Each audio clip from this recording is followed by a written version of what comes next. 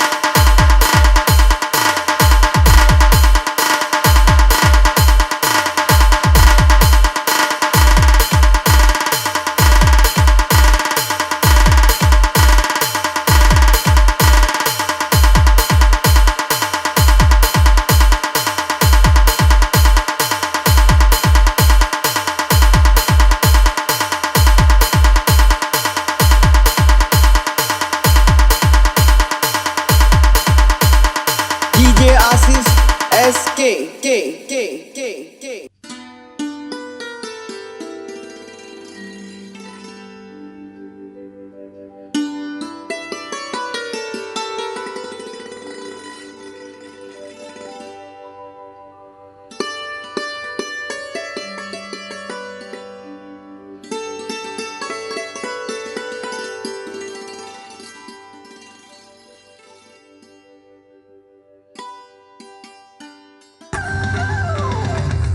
तो तुम्हा संकट अमुचे विलयाला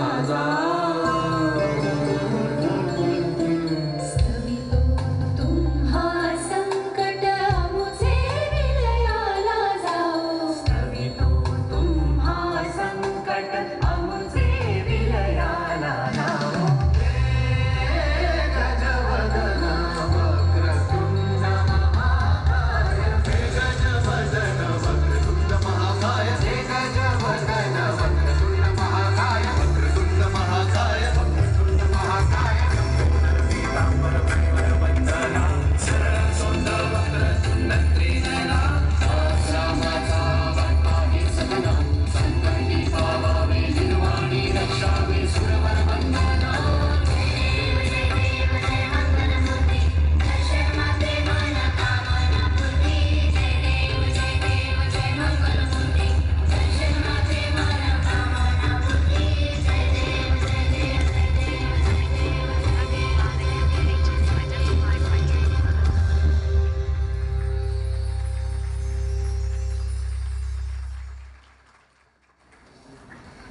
नाही थांबून चालायचं माझ्या प्रेमाचा सिग्नल तुझला रोखून ठेवील जा.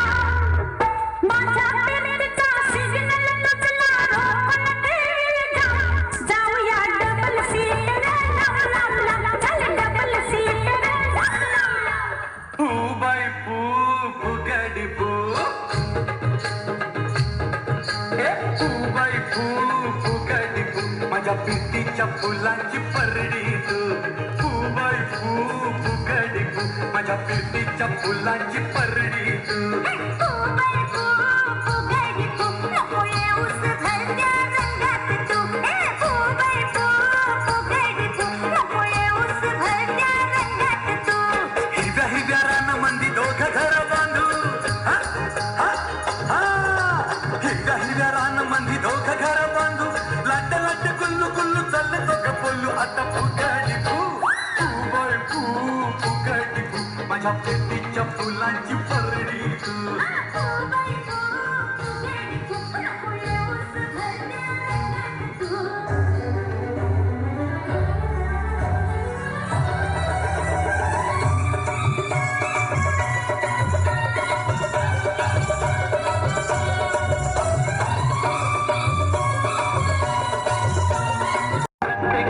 धमाल त्यात नवीन नवीन कमाल माझा प्रत्येक सीन धमाल त्यात त्यात नवीन नवीन कमाल कधी हिरोईनची मिलन कधी हिरोईनची मिलन कधी आड येतो विलन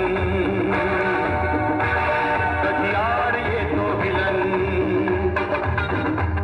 खुर्चीला खेळून टाकेल माझी ढिशुम ढिशुम माझी ढिशुम ढिशुम मी देवदास होतो तारांगणी तुझ्या मी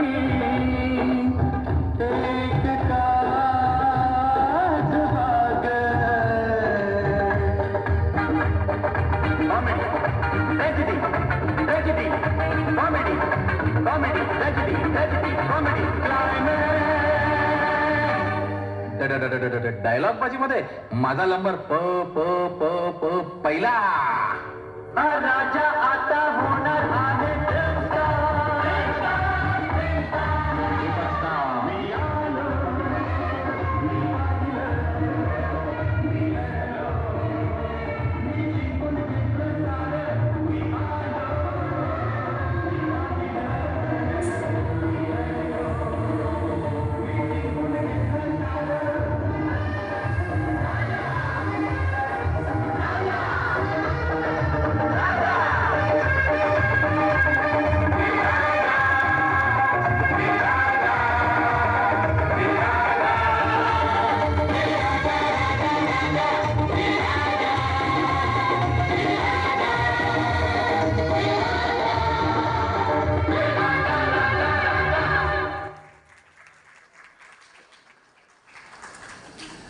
नमस्कार. रंगमंचावर उपस्थित असलेले सगळे मान्यवर, तुम्ही सगळे रसिक प्रेक्षक जे आज लक्ष्मीकांतच्या प्रेमाखातर आणि नाट्य परिषदेच्या आणि मेघराज भैयांच्या प्रेमाखातर इथे सगळे जमलेले आहात, तुम्हा सगळ्यांना माझा मनपूर्वक नमस्कार. आज अखिल भारतीय मराठी नाट्य परिषद पुणे शाखेचा वर्धापन दिन आहे 48वा. माझ्यातर्फे आम्हा समस्त बिर्डे कुटुंबियांतर्फे परिषदेला मनपूर्वक शुभेच्छा. आणि या वर्धापन दिनानिमित्त आठवणीतला लक्षा हा कार्यक्रम इथे सादर होतोय. आठवणीतला लक्ष आणि लक्षाच्या आठवणी ह्या न संपणाऱ्या आहेत. प्रत्येक माणसागणिक त्यांचे वेगवेगळे किस्से आहेत, वेगवेगळ्या गोष्टी आहेत. म्हणजे आता इथे जे काही मी किस्से ऐकले ते मला माहीत नव्हते बरं का. विजय, थँक्यू मला हे किस्से तुम्ही इथे दाखवून दिल्याबद्दल. लक्ष्मीकांत बेर्डे हे नाव इतकं मोठं आहे किंवा मी असं म्हणेन की आज 21 वर्ष झाली आहेत त्यांना जाऊन, पण अजूनही ती गाणी, हे फोटो बघितले की असं वाटतं की हे आहेत किंवा हे गेलेलेच नाही आहेत आपल्यामधून. आणि हे रसिकांचं प्रेम पण एवढं मोठं आहे की त्यांनी ना आम्हाला त्यांना विसरूही दिलेलं नाही आहे. म्हणजे आमच्या कुटुंबामध्ये सुद्धा ते सतत अजूनही आमच्यामध्ये आहेत असंच आम्हाला वाटत राहतं. हे रसिकांचं प्रेम आहे. आणि सगळ्यात महत्त्वाचं म्हणजे पुणेकरांनी दिलेलं प्रेम हे सगळ्यात जास्त महत्त्वाचं होतं त्यांच्यासाठी. कारण मी त्यांना नेहमी ऐकलेलं आहे त्यांना बोलताना की पुण्यामध्ये माझी नाटक चाललं की माझं सगळ्या अख्ख्या महाराष्ट्रामध्ये नाटक चालतं, हे पुणेकरांनी मला दिलेलं प्रेम आहे असं त्यांच्या तोंडातून मी ऐकलेलं आहे बऱ्याच वेळेला. आणि पुणेकरांनी खूप प्रेम दिलं आहे त्यांना, मी त्याच्याबद्दल खूप धन्यवाद मानते. लक्ष्मीकांतबद्दल जेवढं बोलावं ना तेवढं कमी आहे. एक माणूस म्हणून आणि एक कलाकार म्हणून कसा असावा हे मूर्तिमंत उदाहरण आहे. कारण अत्यंत हलाखीच्या परिस्थितीमधून हा माणूस स्वतःला इथपर्यंत घेऊन आला होता. शिखरावर पोचले होते ते, आणि तरीही त्यांचे पाय जमिनीवरती होते. अनेक कलाकारांना त्यांनी साथ दिली, त्यांचं करिअर बनवण्यासाठी त्यांना मदत केली. म्हणजे फक्त मराठीतले कलाकार नाहीत बरं का, हिंदीमधले सुद्धा. मी ह्याच्यामध्ये अक्षय कुमारचं नाव घेईन की स्वतःचा सेक्रेटरी कुणाला देत नाही, पण लक्ष्मीकांतनी आपले जे सेक्रेटरी होते विकास बाली यांना अक्षय कुमारचं काम दिलं. कारण अक्षय तेव्हाला फारच नवीन होता.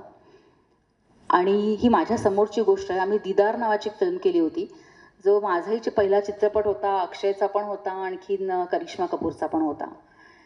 आणि हे सगळे आम्ही नवखे होतो आणि एकमेव लक्ष्मीकांत बेर्डे आणि आमचे दिग्दर्शक प्रमोद चक्रवर्ती आणि कॅमेरामन व्ही के कृष्णमूर्ती, हे कॅमेरामन होते. गुरुदत्त साहेबांच्या सगळ्या फिल्म्स त्यांनी केलेल्या होत्या आणि हे तिघंजणच होते. बाकी आम्ही सगळे तिघे नवीन होतो. पण लक्ष्मीकांतनी अक्षयला द्यायला मदत केलेली आहे. सलमानचा किस्सा तर सगळ्यांना माहिती आहे की तो खूप खचला होता लक्ष्मीकांतबरोबर काम करताना आणि त्यांनी कसं लक्ष्मीकांतनी त्याला सावरलं, त्याला सांगितलं. कारण हिंदीवाल्यांचा प्रॉब्लेम आहे की मराठी नट किंवा नटी किंवा काम करणारे स्टेजवरचे कलाकार जेव्हा त्यांच्यासमोर येतात तेव्हा ते खूप घाबरतात. त्यांना असं वाटतं की आता हा आपला कलाकार आपल्याला खाऊन टाकणार. आणि सलमान खानच्या बाबतीत तेच झालं होतं. आणखीन सलमानला खूप लोकांनी घाबरवलं होतं, पण लक्ष्मीकांतनी त्याचा गैरसमज दूर केला आणि त्याला आता सलमान खान बघा कुठल्या कुठे गेला आहे. ठीक आहे, तो नशिबाचा भाग आहे, त्याची मेहनत आहे. पण मला हे सांगायला आनंद होतो की टूर नाटकाचा इथे विषय झाला. टूर जेव्हा सुरू झालं तेव्हा पहिले 25 प्रयोग, अजिबात गर्दी नव्हती बरं का. लोकांना कळतच नव्हतं हे नाटक काय, कारण ते मुक्त नाट्य होतं. तिथे काही सेट नव्हते, काही नव्हतं. पाठीमागे एक पडदा लावून ह्यांची आपली टूर निघायची. लोकांना ते सुरुवातीला कळायला थोडा वेळ लागला, पण 25 प्रयोगानंतर ते नाटक धो चाललं, खूप चाललं. पहिल्या प्रयोगामध्ये जेव्हा म्हणजे सुरुवातीच्या काही प्रयोगांमध्ये सगळे आपले ट्रेनने बसने यायचे तिकीटं काढून. तो जेव्हा शेवटचा प्रयोग जेव्हा शिवाजी मंदिरला झाला नाटकाचा, त्या दिवशी प्रत्येक कलाकाराच्या शिवाजी मंदिरला गाड्या लागल्या होत्या. आणि यामध्ये फक्त लक्ष्मीकांत बेर्डेंचं यश नव्हतं बरं का. यामध्ये होते विजय कदम, सुधीर जोशी, पुरुषोत्तम बेर्डे दिग्दर्शक, दीपक शिर्के, चेतन दळवी, असे अनेक कलाकार. म्हणजे नंतरच्या फळीमध्ये मला असं वाटतं अतुल परचुरे वगैरे हे सुद्धा होते, विनय येडेकर होते. खूप लोकांनी हे नाटक त्यावेळेला केलं आणि हे सगळे नवोदित कलाकार टूरच्या माध्यमातून रंगमंचावरती आले. आणि लक्ष्मीकांतनी कधीही कुणाचा विनोद हडपण्याचा प्रयत्न नाही केला. त्यांनी कधी असं केलं नाही की अरे हा माझा विनोद हे करतोय, ते सोडायचे की तुम्ही करा. कारण किती कॉन्फिडन्स असेल त्या माणसाला स्वतःबद्दल, त्यांच्या स्वतःच्या कर्तृत्वाबद्दल, की समोरचा माणूस करतोय ना, करू दे, त्याला रिस्पॉन्स मिळू दे. नाही तर आजकाल मी बघते की अनुभवतेही की आपण एखादा चांगलं काम करायला लागलो स्टेजवरती की समोरचा येऊन कसा आपल्याला डॉमिनेट करतो आणि आपल्याला विनोद किंवा आपलं चांगलं काम करू देत नाही. अशी बरीच उदाहरणं बघितली जातात, घेतली जातात. लक्ष्मीकांत बेर्डे हा एक वेगळा माणूस होता. त्यांनी नाटक, चित्रपट, हिंदी चित्रपट, सिरियल सगळ्या ह्याच्यावरती, सगळ्या पार्श्वभूमीवरती काम केलं होतं. सगळ्याचं नॉलेज होतं. लक्ष्मीकांत जेव्हा भावनाबाईंकडे होते, भावनाबाईंच्या नाट्यसुमन संस्थेमध्ये ते प्रोडक्शन मॅनेजर म्हणून काम करायचे. आणि ते काम करत असताना त्यांना प्रत्येक नाटकाच्या थिएटरचा प्लॅन माहिती असायचा. आणि जेव्हा ते नाटकात प्रमुख भूमिका करायला लागले त्यावेळेला त्यांना जर कोणी सांगितलं रे लक्षा बुकिंग नाही आहे, तर लक्ष्मीकांतनी असं फिरवलं नजर, बालगंधर्व, 80,000 रुपये बुकिंग आहे. इतकं प्लॅन आणि इतकं डोकं तयार होतं. महाराष्ट्रातल्या सगळ्या थिएटर्सचे प्लॅन त्यांना माहिती होते. इतका हुशार माणूस होता. एक गंमत सांगते. माझी आई लता काळे, म्हणजे पूर्वाश्रमीची लता अरुण, तेव्हा गोपीनाथ सावकार म्हणजे अशोक सराफांचे मामा यांचं आपल्या गोवा हिंदू असोसिएशनचं ययाती आणि देवयानी नावाचं नाटक करायचे. त्याच्यामध्ये माझी आई देवयानी कान्होपत्रा ज्या पूर्वीच्या संगीत नाटकांमध्ये खूप भूमिका करायच्या, त्याही कोल्हापूरच्याच होत्या, कान्होपत्रा केणीकर, त्या शर्मिष्ठाची भूमिका करायच्या. आणखीन रामदास कामत कच्चाची भूमिका करायचे. आणि एवढा मोठा सगळा तो संच होता. आणि त्याच्यामध्ये लक्ष्मीकांत बेर्डे आणि मच्छिंद्र कांबळी हे दोघं बॅकस्टेज करायचे त्यावेळेला. आणि त्याच्यामध्ये एक शेवटी असं होतं की ययातीचं तारुण्य परत मिळवण्यासाठी पुरू स्वतःचं हे देतो, बलिदान देतो. आणखीन पुरू म्हातारा होतो आणि असं सगळं ते हे होतं. आणि तो पुरू जो म्हातारा झालेला होता तो लक्ष्मीकांत करायचे. आणि लक्ष्मीकांतला नेहमी त्या सिंहासनाच्या मागे ते असे पडलेले असायचे. आणि हे सगळं चालू असताना माझ्या आईची एंट्री विंगेतून असायची. देवयानी येते. आणखीन देवयानी ती येते म्हटल्यानंतर लक्ष्मीकांतचं ना पुढचा दात ना खोटा होता. तर ना त्यांना ती येते म्हटलं की ना तिला असे दात पुढे काढून दाखवायचे की तिथे हसून हसून मरायची. इथे कच, देवयानी, ययाती सगळे वाट बघतायत की देवयानी आत्ता येईल मग येईल, पण देवयानी कुठली. देवयानी हसून हसून तिथे गेलेली असायची कामातून. म्हणजे इतकं कॉन्शियस करायचे ते. दुसरी गोष्ट अशी की त्या नाटकामध्ये म्हणजे तेव्हा काशीनाथ घाणेकरांचा दौर सुरू झालेला होता आणि काशीनाथ घाणेकर हे लागलेलं असायचं नाटकामध्ये, जाहिरातीमध्ये, आणि ती क्रेज सुरू झाली होती. आणि त्या नाटकामध्ये आणि रामदास कामत लावायचे. कोकणामध्ये दौरा होता आणि ह्यांना खूप अशी इच्छा ना की माझं पण नाव आणि लक्ष्मीकांत बेर्डे लागायला पाहिजे वगैरे, असं मलाही काहीतरी करायचं आहे. दौरा होता, दौऱ्याला गेले. मग कच्च्याच्या ययातीच्या भूमिकेत हे लता अरुण, देवयानीच्या भूमिकेत शर्मिष्ठच्या भूमिकेत कान्होपत्रा, कच्च्याच्या भूमिकेत रामदास कामत आणि विदूषकाच्या भूमिकेत लक्ष्मीकांत बेर्डे. पहिलं कुणाला कळायला तयार नाही. एक शेवटचे 2 प्रयोग झाल्यानंतर म्हणजे रामदास कामतांच्या लक्षात आलं की काहीतरी गडबड आहे, लक्षा काहीतरी गडबड करतोय. आणि त्यांनी ऐकलं की विदूषकाच्या भूमिकेत लक्ष्मीकांत बेर्डे. ते लक्ष्मीकांतला म्हणाले, हे काय करतोयस तू, असं नाही चालणार आहे, माझं नाव आलं पाहिजे, तू का तुझं नाव आणि लक्ष्मीकांत बेर्डे देतोयस. तर लक्ष्मीकांत बेर्डे, हां आता मी करणार नाही, हां पुढच्या प्रयोगाला तसंच करतो. पुढच्या प्रयोगाला पण सेम लक्ष्मीकांतनी तशीच अनाऊन्समेंट केल्यानंतर 80च्या स्पीडने कसं धावत आले स्टेजवरती आणि लक्ष्मीकांत स्टेजवरनं उडी मारून पळून गेले होते. म्हणजे इतका त्यांचा तो त्यांना ती म्हणतो ना ते त्यांना ते खूप काहीतरी करायचंच होतं आपल्याला इंडस्ट्रीमध्ये. आणि त्यांची विनोद बुद्धी प्रचंड लहानपणापासून होती आणि ती त्यांच्या आईकडून आली होती त्यांना. म्हणजे कुंभारवाड्यामध्ये आमचं एक वैश्यवाण्यांची एक संस्था आहे. त्या संस्थेमध्ये महाजनवाडी म्हणतात त्याला. तिथे ना हौशी कलाकारांची नाटकं व्हायची आणि ना ती हौशी कलाकार ना बिचारे त्यांना प्रॉम्प्टिंग करायचे विंगेमधून.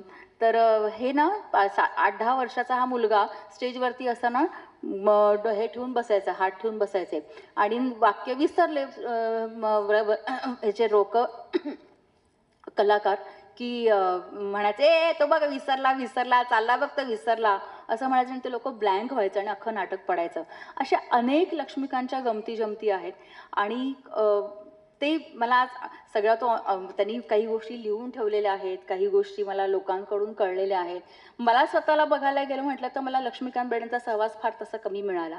कारण आम्ही जेमतेम 7 वर्षाचा माझा संसार होता, त्याच्यामध्ये 4 वर्ष त्यांच्या आजारपणामध्येच गेली.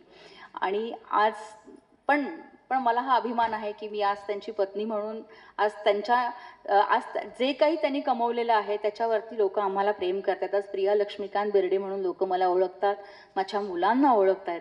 त्याबद्दल म्हणजे हे मी परमेश्वराचे आभार मानेन.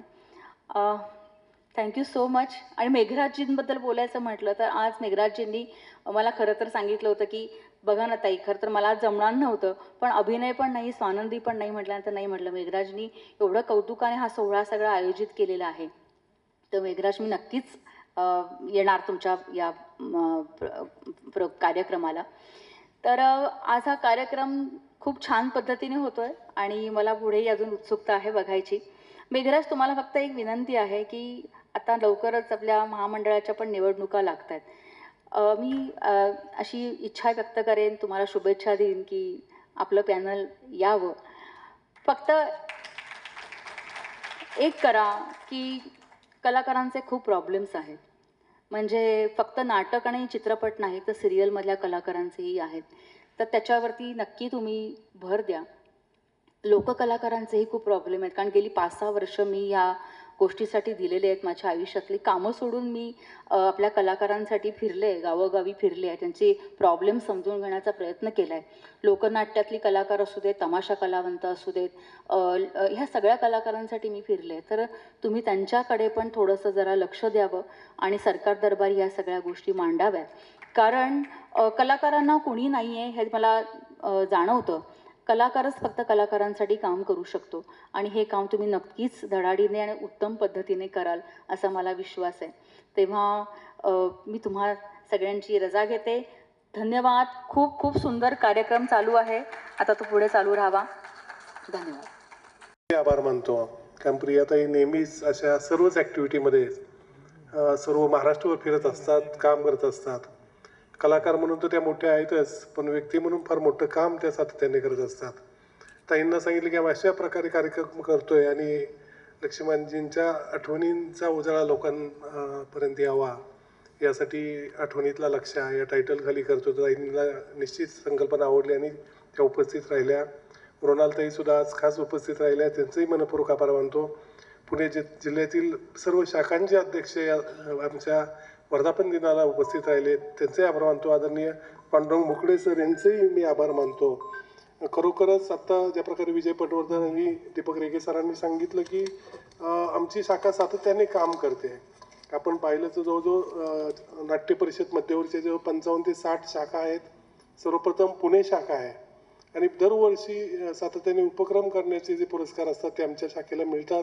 यामागे आपल्या असलेल्या सभासदांचं प्रेम, शाखेवर असलेलं प्रेम आणि कार्यकारिणीचं सातत्य हे महत्त्वाचं आहे. मी अखिल भारतीय मराठी चित्रपट महामंडळाला गेली 10 वर्ष अध्यक्ष आहे. पहिल्याच निवडणूक ज्यावेळेस मी लढवली त्यावेळेस प्रियाताई आमच्या पॅनलमध्ये होत्या आणि त्या विजयी झाल्या होत्या. ताईंनी अतिशय सुंदर त्या 5 वर्षात काम केलं. वर्षा उसगावकर होत्या, आता परत वर्षा उसगावकर. आत्ताच त्या बिनविरोध त्यांची आम्ही निवड केली. उदय सामंतजींच्या मिसेस नीलमताई शिर्केंनी त्यांच्यासाठी खास माघार घेतली आणि मोठेपणा दाखवलं की नाही, सिनियरला परत काम करायची इच्छा आहे तर मी थांबते. आता तेच प्रेस पण झाली, तेच गोष्टी चालू होत्या. तर माझं सांगण्याचा उद्देश आहे की निश्चितच कला क्षेत्रामध्ये असं एकमेकांना रिस्पेक्ट देऊन काम केलं आणि सातत्याने जर तुम्ही काम करत राहिला तर यश नक्की तुम्हाला मिळतं.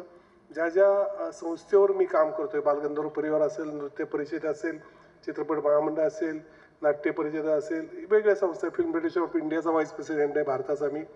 तर आम्ही पूर्ण वेळ काम करतो आणि प्रामाणिक काम करतो. त्या यशामुळेच आपल्यासारखे सर्वजण आमच्या पाठीशी उभे राहतात. आमच्या कर्तृत्वाला मागील वर्षीसुद्धा महामंडळाचं पॅनल मी पूर्ण निवडून आणलं होतं. नाट्य परिषदेचं पॅनलसुद्धा 19च्या 19 आमचे निवडून आले. यावर्षीसुद्धा आता 17 पैकी 3-4 जण तर बिनविरोध झालेले पण आहेत आणि यावर्षीसुद्धा 8 तारखेला 17 पैकी 17 जण निवडून येतील. हे पूर्ण कॉन्फिडन्स आहे. परत एकदा आपल्या आशीर्वादाने चित्रपट महामंडळाचा अध्यक्ष म्हणून मी निश्चित लवकर येईल आणि प्रियताईंनी ज्याप्रमाणे सांगितलं तर असंख्य काम करायची गरज आहे. बरंच काम बाकी आहे अजून. बॅकस्टेज कलावंत असतील, मुख्य प्रवाहातील कलावंत असतील, प्रत्येकजणच फार स्टेबल आहे असं नाही आहे. अनेक प्रॉब्लेम आहे. आपण कोविडमध्ये पाहिलं की सर्वात आधी आपल्या गोष्टी सर्व स्टॉप होतात आणि सर्वात उशिरा आपल्या गोष्टी चालू होतात. तर अशावेळी आपल्या कलावंतांना फक्त कलेशिवाय दुसरंसुद्धा काहीतरी साधन असलं पाहिजे. त्याच्यावर त्यांनी विसंबून राहता कामा नये.